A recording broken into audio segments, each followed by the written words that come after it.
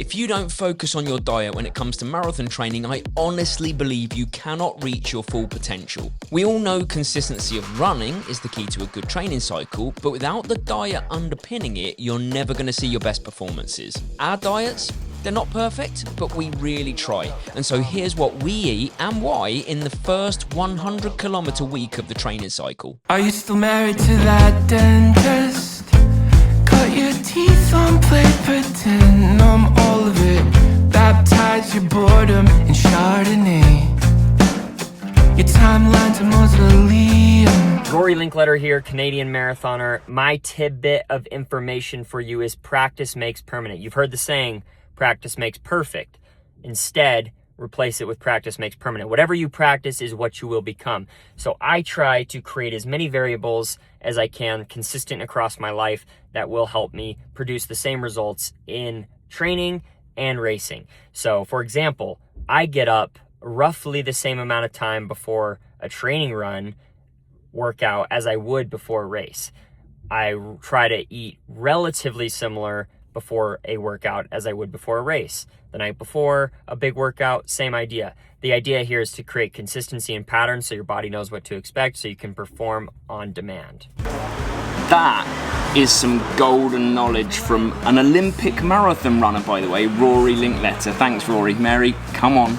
It's my turn. I get to call Mary back in this time. Thank you, and thanks, Rory. So good to hear from you, and great advice, as Ben said. Yeah, it's very relevant to this week's video, actually, because this week we're going to be talking about what you and I eat for 100 kilometer week, like big weeks. Yeah, like, getting to the big mileage now. Yeah, how do we get the fuel in, and also kind of, as you always know from this series, just generally how we run our lives when we're in the depths of it, because I guess that's where we are right now. We are just coming to the halfway point of this training. We see it as like we've laid the foundations, right? Yeah. Like the kind of base layer of what we need to do has been done, because in this second half, after this week, we'll be going a bit further. We'll be going a bit faster, and we'll be getting more specific. We'll be trying to like really put some marathon pace stuff into our training, and this is the last week before we do that. Yeah. So this is kind of when you see pros start training, they call it their marathon training, isn't it? It's the same thing. Like, we are probably, 9 weeks in, we've got about 8-9 weeks to go, and around now is when you say pros saying, well, I'm starting marathon training, but in reality, they've actually done the base work, the groundwork, like we've just done. Yeah, we've laid the foundations, and now we're ready to really take it up a notch. Yeah, so we'll just put this week to bed, get a recovery week done, and then the real grind begins. But this week is a little bit terrifying, because we have been invited to run with some of the fast Thai guys at a place called Sapan Hin in Phuket, and it's an outside tempo. We don't often do tempos outside. Yeah, it's kind of a legendary session. They're a big group of super strong runners, and they'll be doing a big tempo session that we're going to join. Yeah, so we're going to take you along for that, and we're also going to take you along on our eating journey for the week, so that you get to see kind of why we choose what we choose. Hello. Oh, thank you. Best coffee shop in Phuket. Yeah. Nice. Papa's house. You've got to come to Phuket and drink from Papa's house. So that's the start. What do we eat for 100 kilometer week? What do we think about when we're eating and our training? And we're going to start with our training. We're going to take you straight to this park, and let's do this tempo with these fast guys. Let's get to it. Wish us luck. This is actually an exciting one this morning. It's like 5 a.m. and we're heading to a place called Sapan Hin in Phuket, because we've been invited to run a tempo run with a bunch of very good Thai runners. So we don't know what's coming, but we do know that the pace is going to be about Mary's goal marathon pace. We do know that it's lapped 1.5 kilometer kind of course, and we do know that this is our last tempo of the training block before we move to marathon pace. So why not, eh?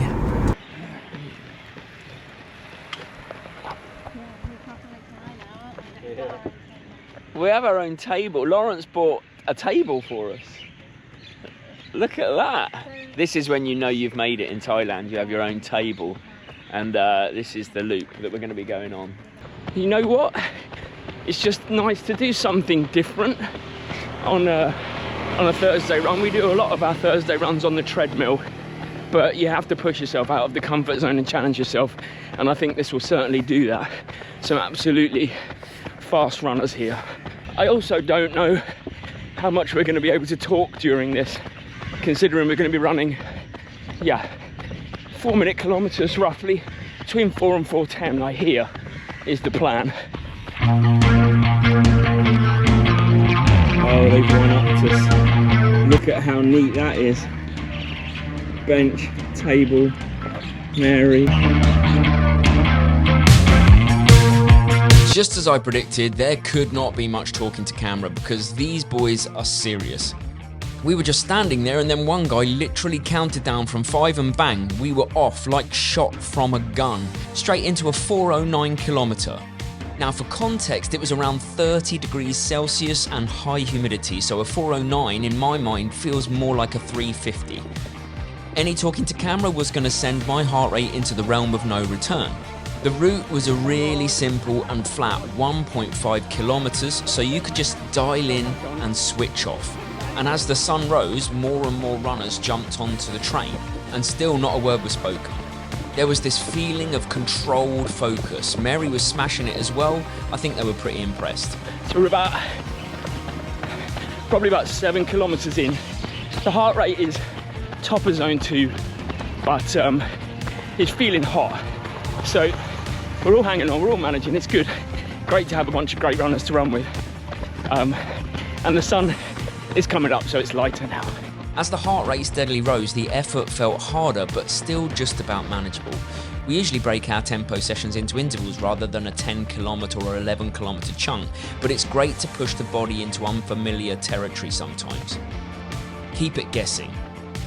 And I always find the body is such a crazy thing. To think that I'm feeling like this, working this hard here, and it's 25 seconds slower than my goal marathon pace for Chicago.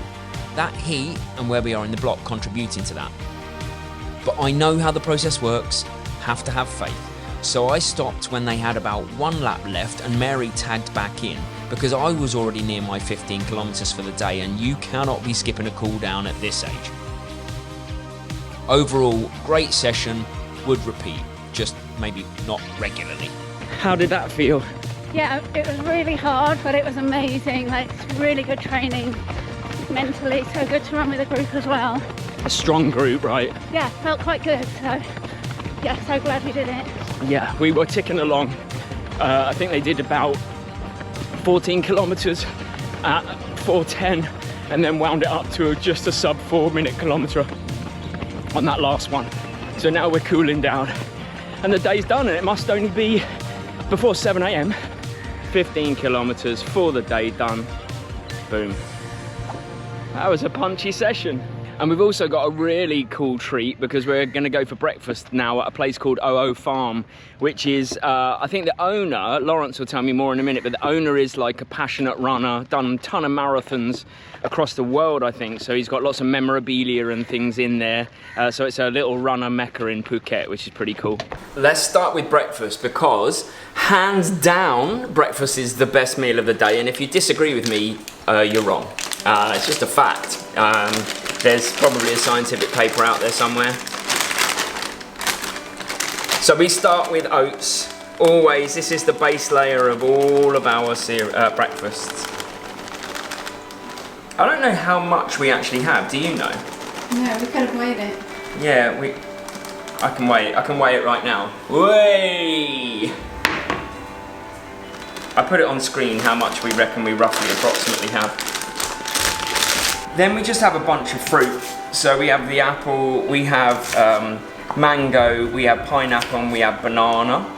I forgot to say that we also have creatine on every breakfast on top of the yogurt. And that's, I mean, we've been doing that breakfast for, God, how long? Like 5 years here, and then when we were in the UK, we were doing oats and banana and cinnamon, weren't we, and honey. Yeah, like porridge oats. Yeah, porridge oats. The one time that this changes is every Monday we have our team meeting in a cafe called Coco's, which we love, and we will have pancakes there. And maybe on Sundays we treat ourselves to a second smaller breakfast like pain au chocolat or croissant after the long run. And we already had little breakfast before.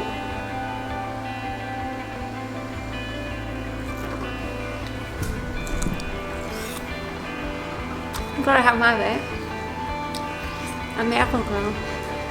You're saying it out loud to the world? The world needs to know. That you're what? The apple girl. Can't even say it seriously. That's what they know me as. The world will now know you as what?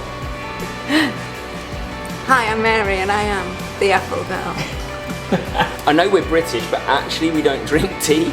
We did in the UK, but coffee here. So, how was your breakfast, Mary? Delicious. Ooh, you know what would go nice with that breakfast? What's that? Ice bath. Surely it's the bit everybody loves, where I fill up the ice bath and subject Mary to some honest ramblings.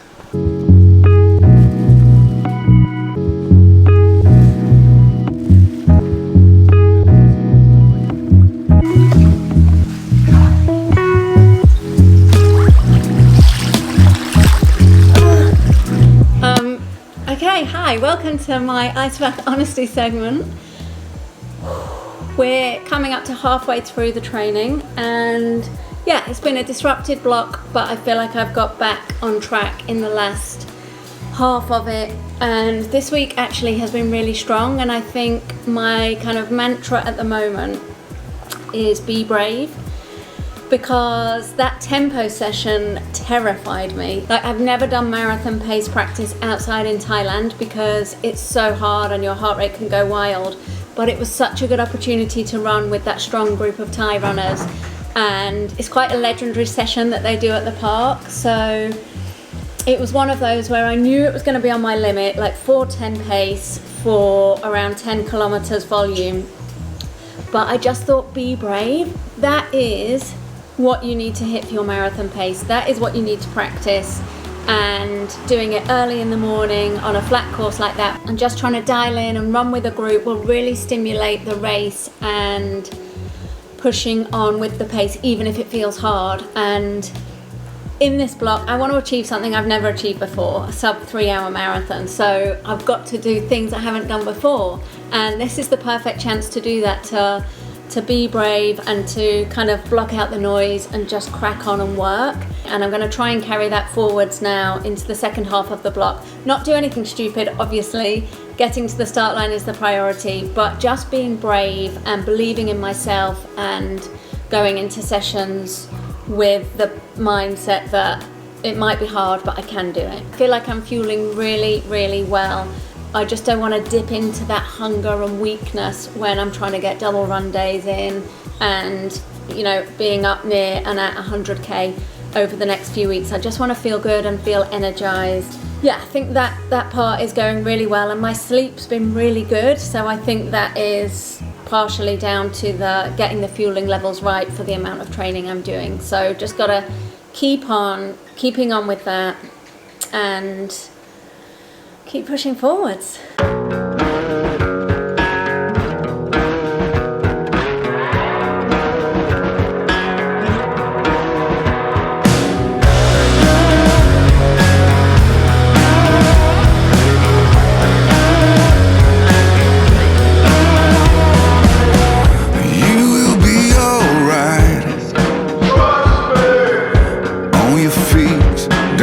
With the punches, yeah, you'll be just fine.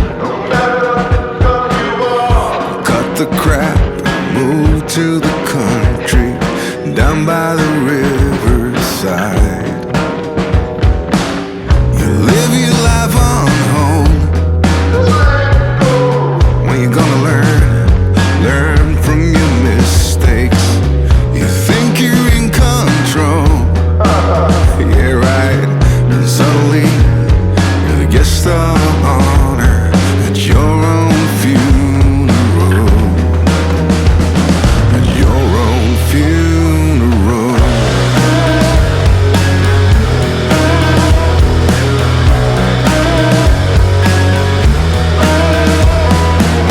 And dealing with them scars,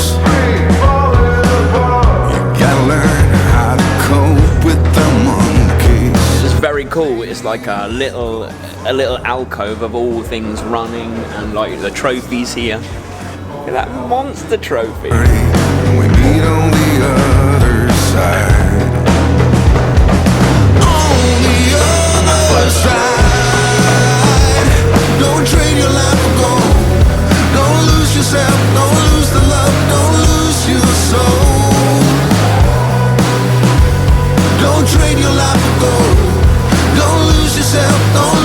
slightly different feel to today's run because I woke up with quite a lot of pain in my foot.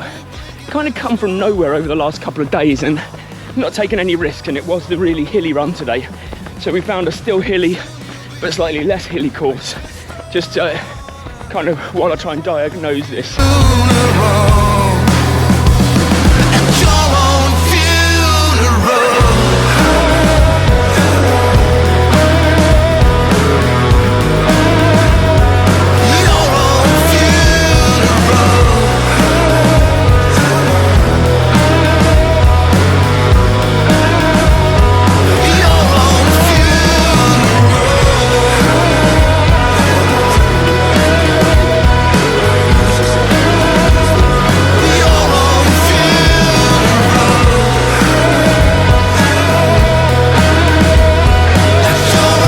We're in the last 1 kilometre of a week where Mary's hit 96k. I think I've got to about 77. We're here with Lawrence and Nith, if you can see, who's over from the UK as well, running with us this morning.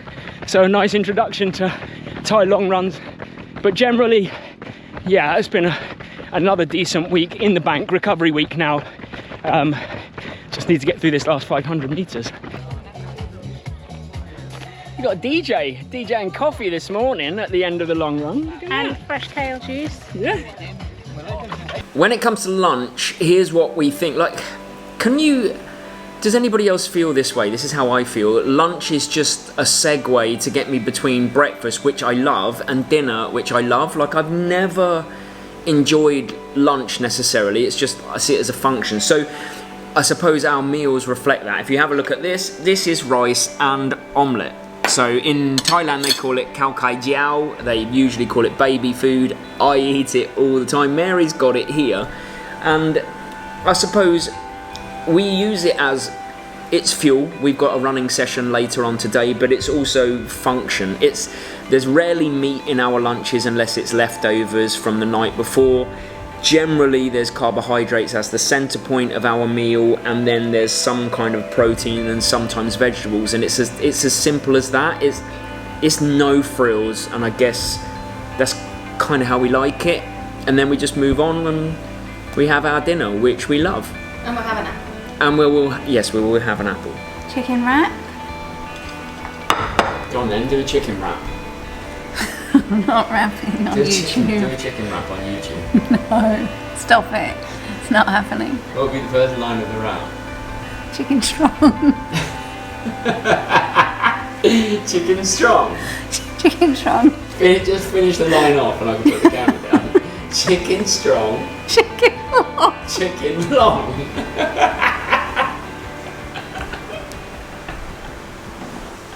Okay, maybe we can all agree. Snoop Dogg, Mary is not. Maybe Apple Girl more appropriate at this time, but, you know, keep trying. Keep that rapping career might take off, Mary. At this point, the first thing I want to do is just go back to the fact that Rory Linkletter, an Olympic marathon runner, 2:06 PB, was kind enough to give us a piece of his advice on this video. So we're blown away, humbled, and can't thank Rory enough. But what he said was very interesting because it is something that resonates with us, in that we spend the majority of our marathon training just getting used to the normal. Like, as in, there is nothing crazy about marathon training, nothing spectacular. It's all calculated day by day to be as consistent as possible. And as Rory said, it's everything.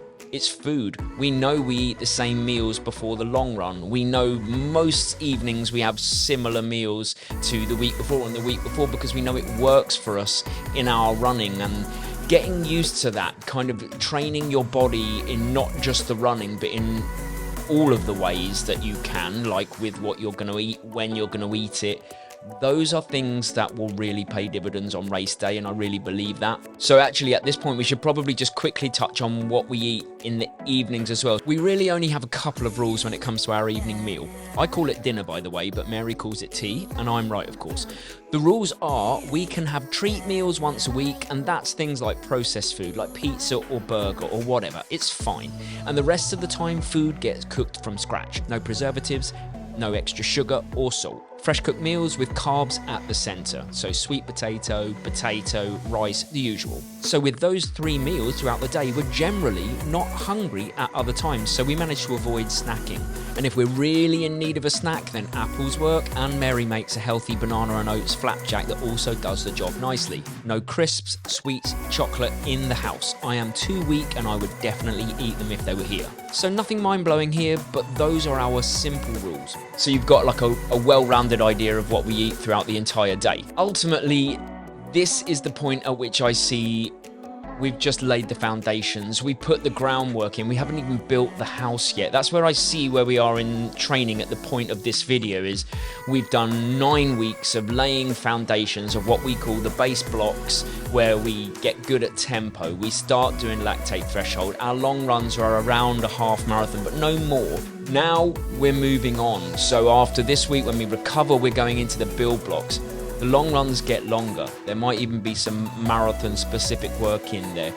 The threshold work stays the same, but we switch tempo for marathon pace. Like, we're building the house. We've laid the groundwork. Our bodies are now ready. These 3 times of going to the gym every week, man, that is going to pay dividends. I can tell you that much. So I hope that you will stick around, because we don't have long until Chicago. And also, I'm going to put it on the screen now. We're in Sydney in about a week and a half from this video. We are doing a shakeout run. Details here, details on our website. We'd love to see as many people as possible. We'll be at the Opera House on the Friday morning before the race at about 9 a.m. Just a little matter of getting Sydney out of the way before Chicago. If this is the first video that you're watching of this series, then let's jump back to the start. I'm going to link it here.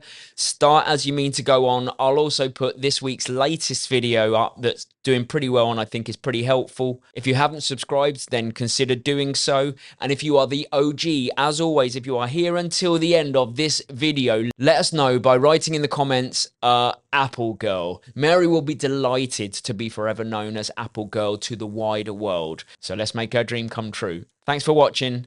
Time to dig in.